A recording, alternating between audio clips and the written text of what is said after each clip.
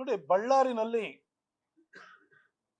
ಯಾವ ರೀತಿ ಘಟನೆ ನಡೀತು ಅಂದ್ರೆ ಇದೊಂಥರ ಯುಪಿನಲ್ಲೋ ಬಿಹಾರಲ್ಲೋ ದಾದಾಗಿರಿ ಗೂಂಡಾಗಿರಿ ನಡೀತಿತ್ತಲ್ಲ, ಅದು ಬಳ್ಳಾರಿನಲ್ಲಿ ಕಾಣಿಸ್ತು ನಮಗೆ. ಅಂದ್ರೆ ಕರ್ನಾಟಕದಲ್ಲಿ ಕಾನೂನು ವ್ಯವಸ್ಥೆ ಏನಾಗಿದೆ, ಚುನಾಯಿತ ಜನಪ್ರತಿನಿಧಿಗಳ ವರ್ತನೆ ಹೇಗಿದೆ, ಇದು ನಿಜಕ್ಕೂ ಇಡೀ ಕರ್ನಾಟಕ ತಲೆ ತಗ್ಗಿಸುವಂತ ರೀತಿನಲ್ಲಿ ನಡೀತು. ನಾನು ಮಾನ್ಯ ಮುಖ್ಯಮಂತ್ರಿ ಸಿದ್ದರಾಮಯ್ಯನವರಲ್ಲಿ ಕೇಳ್ತೀನಿ, ಹಾಗೂ ನಮ್ಮ ವಿಧಾನಸೌಧದ ಸ್ಪೀಕರ್ ಆಗಿರುವಂತ ಖಾದರ್ ಅವರನ್ನು ಕೇಳ್ತೀನಿ.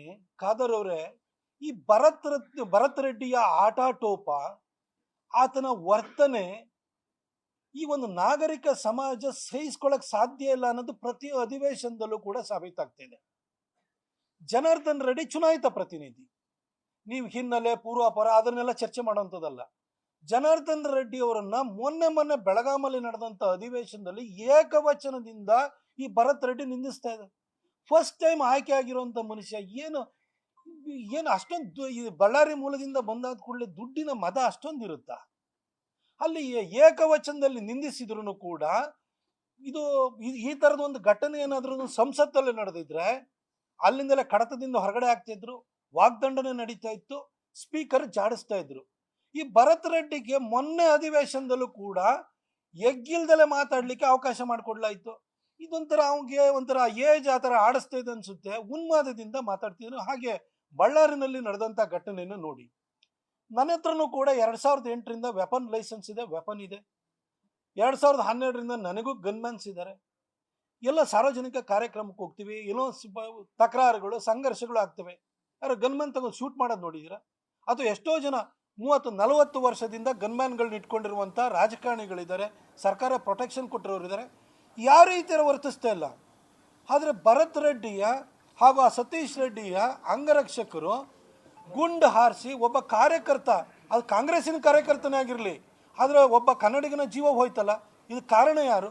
ಇಷ್ಟಾಗಿಯೂ ಕೂಡ ಪೊಲೀಸ್ ಕೇಸಲ್ಲಿ A1 ಮಾಡಿರೋದು ಯಾರನ್ನ? ಜನಾರ್ದನ್ ರೆಡ್ಡಿ ಅವರನ್ನ. ಸಿದ್ದರಾಮಯ್ಯನವರು ಯಾವ ನೀವು ಮೇಲ್ಪಂಕ್ತಿನ ಹಾಕೊಡ್ತಾ ಇದ್ದೀರಿ?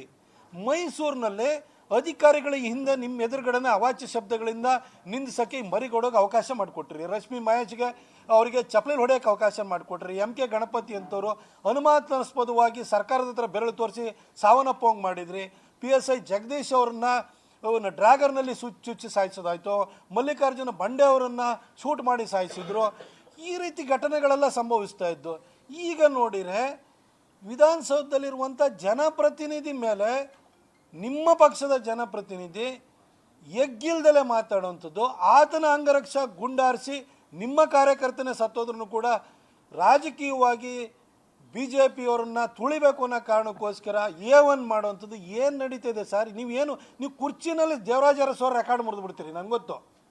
ಆದರೆ ದೇವರಾಜ ಅರಸವರು ಎಲ್ಲ ಜಾತಿ ಜನಾಂಗಗಳ ಶ್ರೇಯೋಭಿವೃದ್ಧಿಗೋಸ್ಕರ ದುಡಿದಂತಹ ಶ್ರಮಿಸಿದಂತಹ ಮಹಾನುಭವ, ಉಳುವವನಿಗೆ ಭೂಮಿ ಕೊಟ್ಟಂಥ ಮಹಾನುಭವ. ನೀವೇನು ಕೊಡ್ತೀರಿ?